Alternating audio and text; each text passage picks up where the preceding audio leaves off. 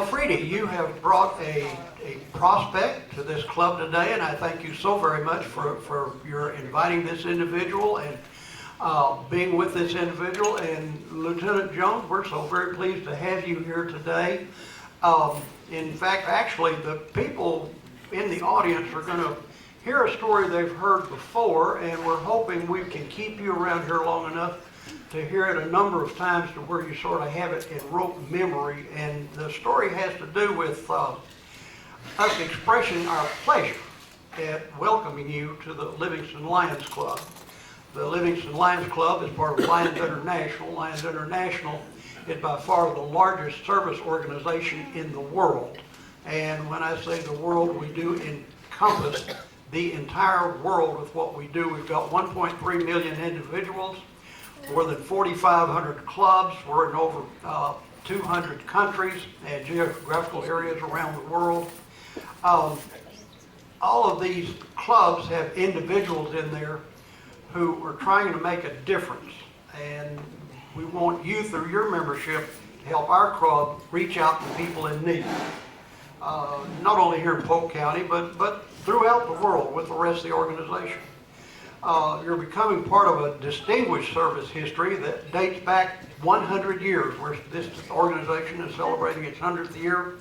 The club was organized about the time the United States entered World War I. So that'll give you an idea. Well, we're going way on back, and I don't even think there's any more veterans from World War I around, but it goes back a ways. This club itself actually was formed a few months before World War II. In 1941, 75 years ago, the Livingston Lions Club was started, and we had a wonderful celebration earlier this calendar year on our 75th, and had a real big party and had a big time, and sort of raised all of our own pride in what we're doing. But going back to the original, there was a man named Melvin Jones. That's why the old story about Melvin and his clubs is important, because Melvin Jones was an individual in a civic club back 100 years ago, and a bunch of cantankerous individuals would sit around several tables, and all they'd do though would be to eat, brag on how good they were, and try to sell stuff to other folks at the table. And Mr. Jones got to thinking, wait a minute, with the brain power that's in this room, and with the fact that all these folks have got a little bit of free time and have some money available, there are a number of people in need. And what we need to do, instead of talking among ourselves and trying to sell things to each other, we need to do some thinking toward helping people in need. And that became the crux of this organization. And each person that we invite to come in, we are hoping that that is part of what is in their heart, is a desire to help other people by working with like-minded individuals. So we're going to ask you to come into this club with that as sort of a thought. So as you will know, and you'll be indoctrinated in this as you go along, Lions are especially dedicated to serving the blind. In fact, there will be a program here in just a little bit about one of our services to blind individuals or visually impaired individuals.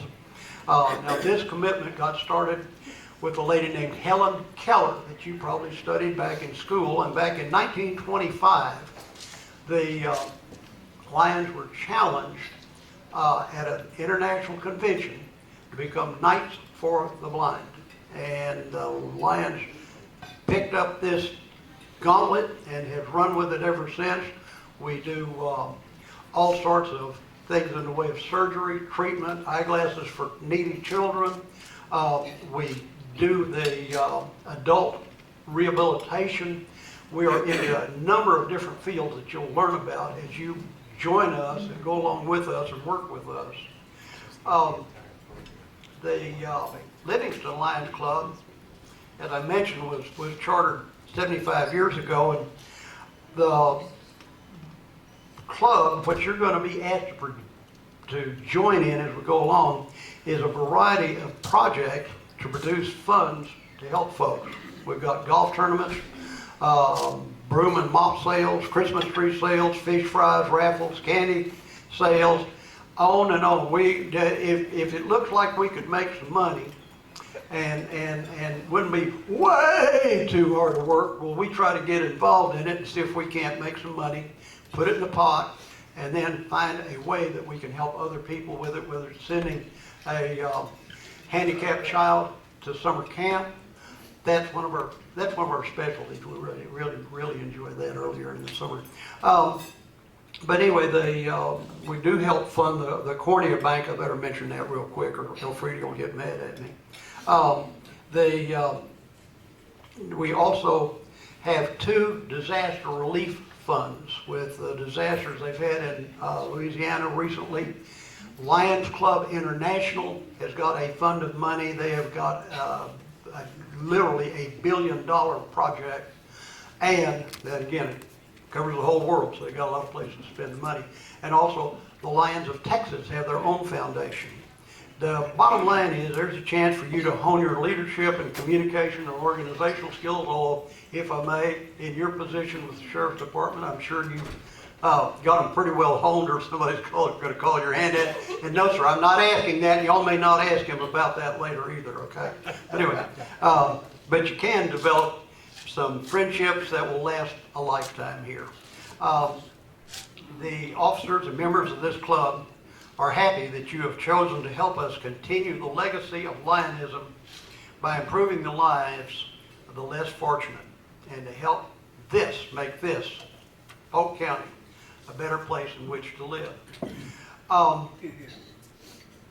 Since you have expressed a desire to affiliate with this club and with Lions International, I will ask that you respond to the following words with a simple "I do" or "I will." Do you accept membership in the Livingston Lions Club, knowing that you are encouraged to participate in all functions of the club? I do. And to the best of your ability, will you abide by the Lions Code of Ethics, attend meetings regularly, and contribute your fair share to the programs of this club, the district, and Lions International? I will. Okay. Then let me offer my congratulations. You are now officially a member of the Livingston Lions Club, and there is some little paperwork, and there's some identification, and there's some pins that will show up when we get our secretary back. We missed the president last week. We get to miss the secretary this week. But we want you to be here. We love you, and we're going to fix you up with a little bit more identification. You wear identification, but fix you up with a little bit more identification. To your sponsor, Lionel Freedy, we want to thank you for bringing us this new member. Will you now pledge to guide this new person into being a great member by introducing him to each of your fellow members, by working alongside this individual with upcoming projects, and by answering any questions about membership that may come up in the next few months? All right. Y'all been wonderfully attentive and sat there and paid attention through this. Let me ask y'all to please stand up. We've got a new member, and we've asked this new member to make a pledge. Let's get a pledge from the membership. Would you please raise your right hand and repeat the following with me? It is indeed a pleasure to all of us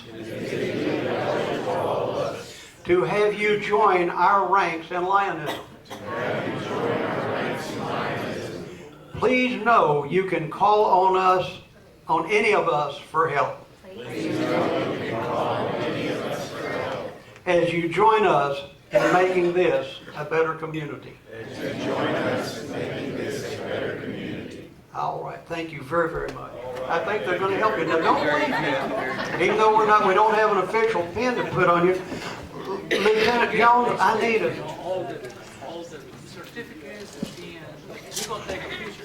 Mr. President, do you mind not to interrupt the induction ceremony, sir? I'm busy. Lieutenant Jones, the individual that was up here a while ago citing birthdays and running around collecting money from the table after asking a question that nobody knew the answer to and wasn't supposed to. If you are caught in a club meeting discussing, but if you remember in our origin, the problem Melvin Jones saw was these folks were sitting there trying to sell each other stuff. And so you're not supposed to come here to make doctor's appointments or to talk about your dog's health or some pests at the house or insurance policies or things of that nature. Now, don't leave, y'all. You're not supposed to do that. But anyway, if you are caught doing this, the tail twister is supposed to come over and, one, ask you to change the subject, and number two, please hand him some money in the form of a fine. But one time only, and we've got a rapt audience you're ready to hear. One time only, this group would really like to have you sort of introduce yourself, who you are, where you started out, why you do what you do, where you can go to church, just whether you're a good singer or whatever you would like for this group to know to sort of personify you. So, Lieutenant Jones, the floor is yours with no fine involved. No fine involved. Not this one. I'm Mark Jones. Thanks for having me. Currently, I'm a lieutenant with the Sheriff's Office. I work for Sheriff Kenneth Hamnick. He's a good guy to work for. That's it. I enjoy working for him. I'm from Groveton originally. I've been in law enforcement since 1997. I went to work for Trinity County Sheriff's Office in 97. 2000, I came to work at Polk County for Billy Ray Nelson. Worked there with him till 2006 until I went to work for Mr. Holloman, and eventually became Mr. Holland at the DA's office. And I worked there till 2010 and went back to work for the sheriff as a patrol lieutenant. I enjoy what I do. I enjoy being in law enforcement. I have two sons. First, I have a wife. I'm married to a hometown girl. Well, I ended up staying in Livingston. I love this town. I love the community. I love the county. Married a hometown girl. Stayed here. Committed to my life. This is where I want to be. Married Jamie Richardson, and now she's a Jones. But she's a justice of the peace. She ran for office, and now she's a justice of the peace. And, we've got two boys. I've got a freshman and a senior, freshman and a senior at Livingston High School. What else about me? I don't sing. My oldest son can sing pretty good. He's pretty good at singing. Forgot anything? Help him, Jamie. Short, sweet.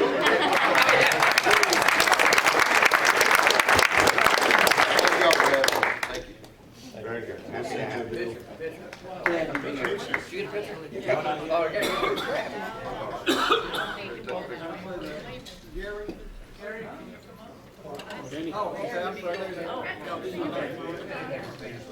Cameraman is.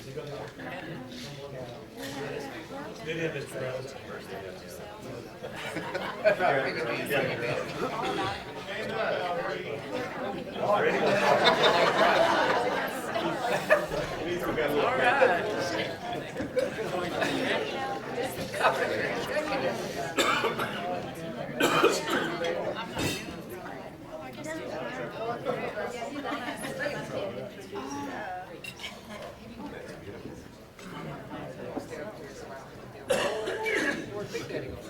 My name's Kathy Freeman, live in Livingston.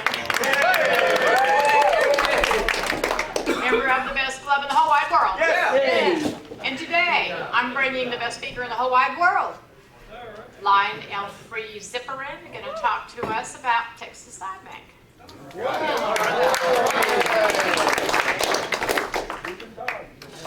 And that is going to be very, very short. I'm not going to drag it out. Okay, I will. First of all, a little history. The Lions iBank was established in 1953 when some of the Lions got together with Baylor College of Medicine and some of the doctors from Veterans Hospital. And they decided we needed an iBank in this area.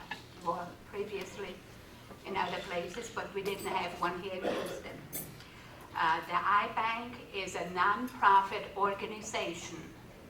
It is run by, I have to look at that. It's controlled by a board of trustees and some are the president. So there are 32 elected trustees, and I'm one of them. Can you believe that? Is that trusted? Okay. Okay, the main purpose of the iBank is to collect corneas and prevent blindness if possible. Now, we should encourage everybody to donate corneas. Anybody between the ages of 2 and 74 can donate. No, you're not through yet. If you're over 74, you can still donate, but they can't use them for transplants. They can use them to study them, and right now they're trying to grow corneas in a petri dish. So, they study it, they experiment with it. A simple way to remember if you want to donate is if you can give blood, you can donate the corneas. The corneas are stored in baler, but before they can be used for transplantation, they have to be tested for HIV, herpes, syphilis, any type of injury. And they also have to do a cell count on them. If there isn't a proficient cell count in the corneas, they can't be transplanted because they reject. Okay. Of all the corneas collected, only about 60% can be used for transplantation. The corneas have to be removed within 24 hours after death, and they can be stored for 14 days. Then they have to be used, or they can be used for experiment again. But now they can, if they're older than 14 days, like I said, they can be used for experiment, but only if the donor and the family have agreed to it. Something else, if you decide to donate your corneas, be sure and let your family know, so in case something happens, they won't fight it. Okay. The cost of the transplant is around $3,000. There's a free gratis transplant. I know, caused a lot of problems, didn't it? But somebody has to be really poor to get a gratis transplantation. And the doctor also has to donate his service. You have to go in front of a review board, and people talk to him. And our district governor is part of the review board right now. Last year, we had about 2,000 corneas that were distributed in the state of Texas, which is pretty good, and about 50,000 in the United States. So just think about it, 50,000 people are able to see again. The reason for a corneal transplant, loss of vision to sometimes medical reason, injuries, infections, type of things like that. I have a letter here, if you want to see it later. A little girl, she was about 2 years old. She got a bad infection in her eye, and the cornea turned strange color. And the mother said that every time they went to the playground or something, nobody wanted to play with her because she had a funny looking eye. And they did a transplant, and the eye looks the same as the other eye does now. She has a little vision back in it, so hopefully it gets better as days go on. But at least none of the other kids make fun of her anymore. Okay. A little bit about the surgery. It used to be done where a patient could stay in the hospital overnight so he can be trained to insert eye drops and all that. With Obamacare, they're not allowed to do it anymore. It has to be done on an outpatient basis. The surgery involves the removal of the cornea. Somebody uses a little circular blade, and they remove the cornea, and they cut the donor cornea in the same shape and put it in the eye, and then they sew it in. The recovery period takes a long, long time, as Mike can tell us. There's no lifting, no stooping, nothing strenuous, and you have to put drops in the eye every day, several times every day. The surgery lasts about 60 to 90 minutes. Okay, complications, infection, bleeding, the retina can detach, inflammation, poor healing, and sometimes it rejects. Okay, by the way, the first corneal transplant was done in 1905. Can you imagine, way back then in Europe by a Dr. Zurb? And I always tell everybody I think that was a German. A little bit about the religious views on donations. Most of the religions are really for it. Some of them say, okay, it is up to the member of their church to do it. One thing is I found out, even Jehovah's Witnesses will donate the corneas because there's no blood supply in the cornea. And then they also said that other organs can be donated as long as they're totally drained of blood before they get reused. The only two religions that cannot donate under any circumstances are the Gypsy and the Shinto.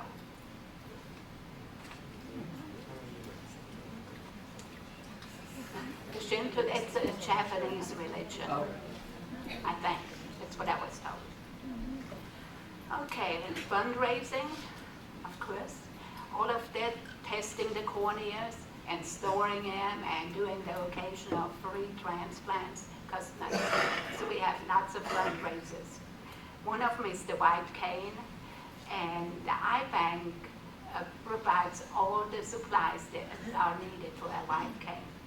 We have golf scramble. There are quite a few of them, and the latest is bowl-a-thons. Quite a few of them are starting. Onalaska said they would do it, but I haven't heard anything for the last 2 years about it. So they may or may not. And it seems like people who are doing a bowl-a-thon, they really have a good time doing it. And I'm on the fundraising committee, so this year we're going to try to start an online auction and see how that goes. Okay. And other fundraisers are the Eddie Munger Fellowship, the Eye Bank Memorials, Wall of Honor that's up there at Baylor if anybody wants to see it, and life membership. And that's it. Are there any questions?